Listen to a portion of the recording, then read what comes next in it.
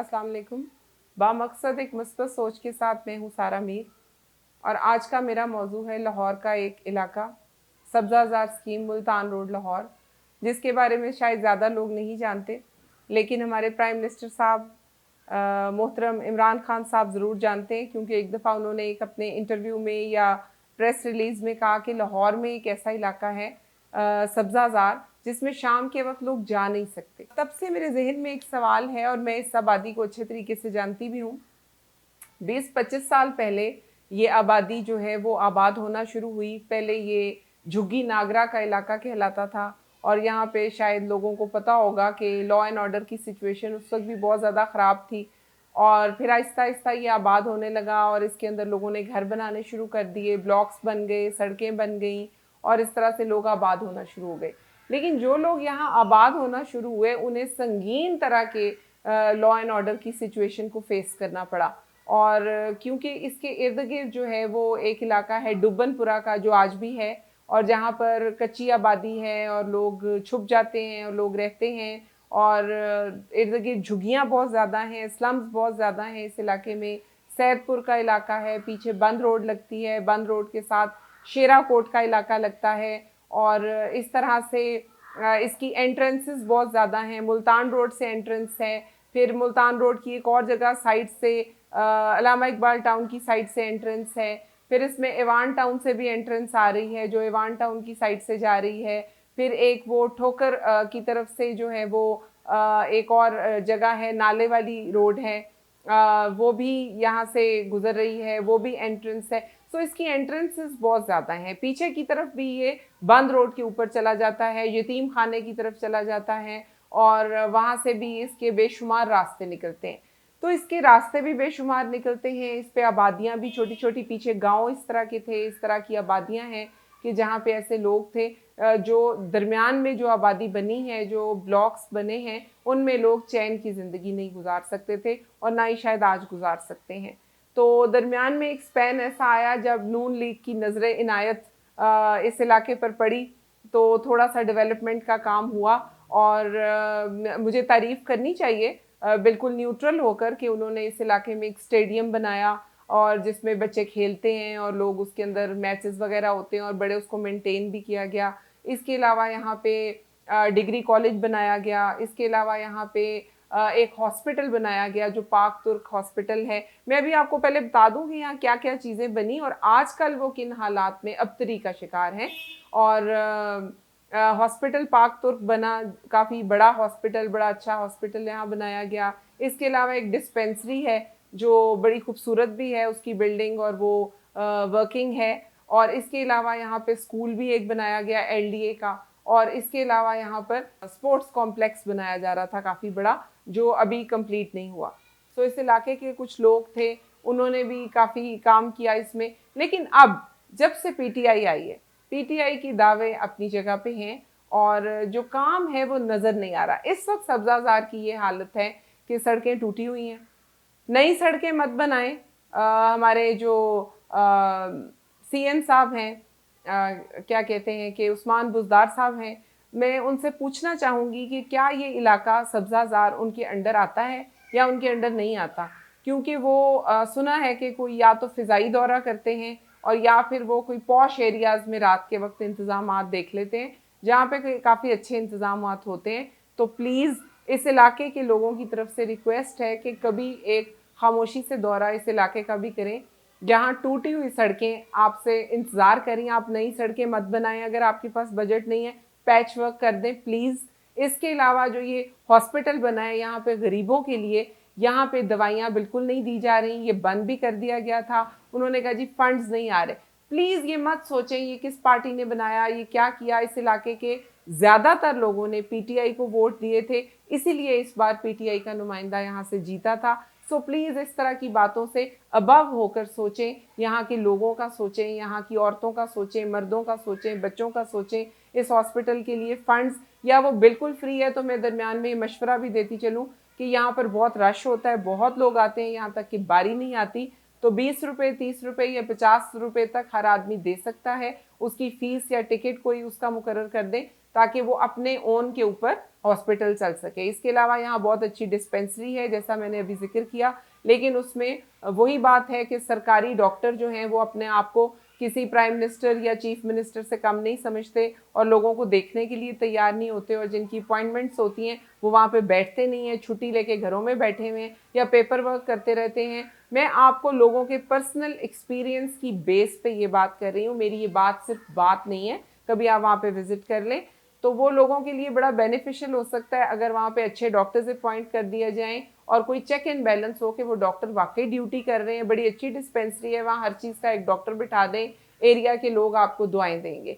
इसके अलावा ये है कि यहाँ पर इर्द गिर्द क्योंकि स्लम्स बहुत ज़्यादा हैं, झुग्गियाँ बहुत ज़्यादा हैं, एक एक झुग्गी में 25-25 बच्चा है, जिनके घर वाले जब लोगों के घरों में काम के लिए जाते हैं तो उनके पास कोई आईडी कार्ड नहीं है, कुछ नहीं है। ये आबादी का क्या करेंगे आप? सब्जाजार में से इस तरह की जो आबादी है जो आईडी कार्ड के बगैर है, जो किसी शनाख्त के बगैर है, जो बच्चे झुग्गियों के अंदर पैदा हो रहे हैं, उनकी कोई रजिस्ट्रेशन नहीं है, तो चीफ मिनिस्टर साहब ये कल को आपके लिए थ्रेट बन जाएंगे 15-20 साल बाद, जब ये बड़े हो जाएंगे। अभी 5-10 साल बाद ही ये आबादी आपके लिए, मतलब जो भी गवर्नमेंट आएगी उसके लिए एक थ्रेट बनेगी। करोड़ों की आबादी ऐसी यहाँ से निकलेगी जिसके पास ना अपनी कोई शनाख्त होगी, ना दीनी तालीम होगी, ना दुनियावी तालीम होगी। मैं ये नहीं कहती कि हर काम गवर्नमेंट का है, हमें हर एक को इंडिविजुअल लेवल पे पाकिस्तानी माशरे को महज़िब बनाने के लिए काम करना चाहिए, पर गवर्नमेंट लेवल के काम हैं कुछ यहाँ पर होने वाले, जैसे कोई फ्री स्कूल्स, कम अज़ कम यहाँ पे 4-5 फ्री स्कूल्स की ज़रूरत है और यहाँ पर लोगों को स्कूल्स के अंदर डालें, वरना ये जो छोटे बच्चे हैं, इस सिलसिले में मैंने एक छोटी सी वीडियो क्लिप्स भी बनाए हैं जिसमें मैं आपको दिखा सकती हूँ, प्रूफ्स हैं। अगर आप प्रूफ्स यहाँ के नुमाइंदों से, लोगों से लेना चाहें तो वो भी आप ले सकते हैं, खुद विजिट करना चाहें खुद आप विजिट कर सकते हैं, डेटा कलेक्ट कर सकते हैं। आप पावर में हैं, पोजीशन में हैं, चेयर पर हैं, तो आपके लिए कोई मुश्किल काम नहीं है। तो मेरी रिक्वेस्ट है आपसे कि थोड़ा आप इस इलाके की तरफ तवज्जो दें, इसका कोई आप कोई प्लान बनाएं जिसमें सड़कों की तामीर शामिल हो, जिसमें स्कूल्स की तामीर शामिल हो, जिसमें लोगों के आईडी कार्ड्स बनाने की तरफ तवज्जो दें, हॉस्पिटल को फंक्शनल करने के लिए वहाँ पे फीस मुकर्रर कर दें 50 रुपये या 100 रुपया, डिस्पेंसरी को प्रॉपरली फंक्शनल करने के लिए उसमें डॉक्टर्स तैनात कर दें जो काम करें, उनको सुपरवाइज करें। इसके अलावा जो सबसे बड़ा मसला है वो लॉ एंड ऑर्डर की सिचुएशन है। यहाँ बेशुमार डाके, स्ट्रीट क्राइम्स और मर्डर्स और इस तरह की चीज़ें हैं जो शायद कोई बहुत ज़्यादा हाईलाइट नहीं होती हैं। आप इलाके के पुलिस स्टेशन से यहाँ का ले सकते हैं। डॉल्फिन फोर्स जब से बनी है थोड़ा सा फ़र्क पड़ा था, बट यहाँ के लोगों का कहना है कि वो भी इतनी इफेक्टिव नहीं है। बुलाया जाए तो वो कहते हैं जी हमारी ड्यूटी ख़त्म हो गई है, हमारी ड्यूटी 8 बजे से शुरू होती है। कोई कहता है जी थाने वालों को बताएं, ये तो पुलिस का काम है। वो कहते हैं जी डॉल्फिन का काम है। वो सब एक दूसरे के ऊपर डालते रहते हैं। तो जो भी है इलाके के लोगों की ने अपने लिए एक और एफर्ट बहुत अच्छी की थी कि उन्होंने अपनी स्ट्रीट्स के अंदर कुछ अर्सा पहले गेट्स लगा लिए थे।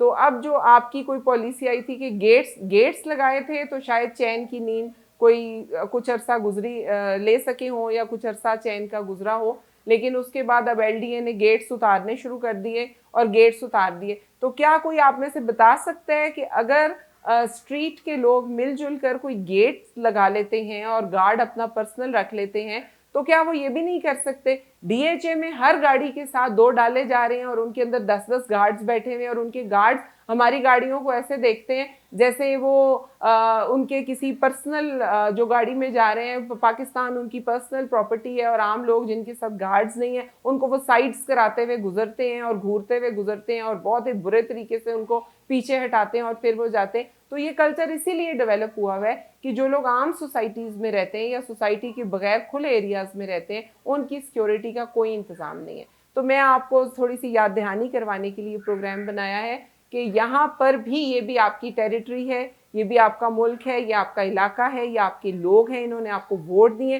प्लीज़ थोड़ी सी नज़र इनायत और नज़र करम इन लोगों की हालत पर करें। यहाँ पे लॉ एंड ऑर्डर की सिचुएशन पर को भी बेहतर करने की ज़रूरत है, स्ट्रीट क्राइम्स को, और आईडी कार्ड्स ही नहीं बने हुए यहाँ पे बेशुमार लोगों की, तो यहाँ पर थोड़ी सी तवज्जो दें और ताकि यहाँ के लोग भी बेहतर ज़िंदगी की तरफ जा सकें। ऐसे लगता है कि ये बाकी लाहौर में गुलबर्ग से उधर डीएचए की तरफ जो है वो लेटेस्ट सेंचुरी चल रही है और अगर इस साइड पे आप आ जाएं तो आपको लगता है कि ये आप किसी और कंट्री में आ गए हैं। किसी और जगह पे आ गए हैं जहाँ पे अभी कोई तरक्की नहीं हुई, जब भी अभी कोई साइंटिफिक चीज़ें नहीं पहुंची, कुछ नहीं हुआ।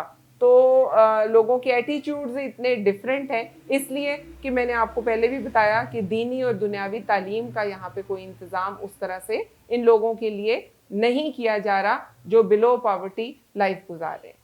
और भी मसाइल यहाँ पे बहुत, जैसे कि मैंने बताया बहुत सारे मसाइल हैं। बहुत बड़ा मसला यहाँ पे गंदगी का है।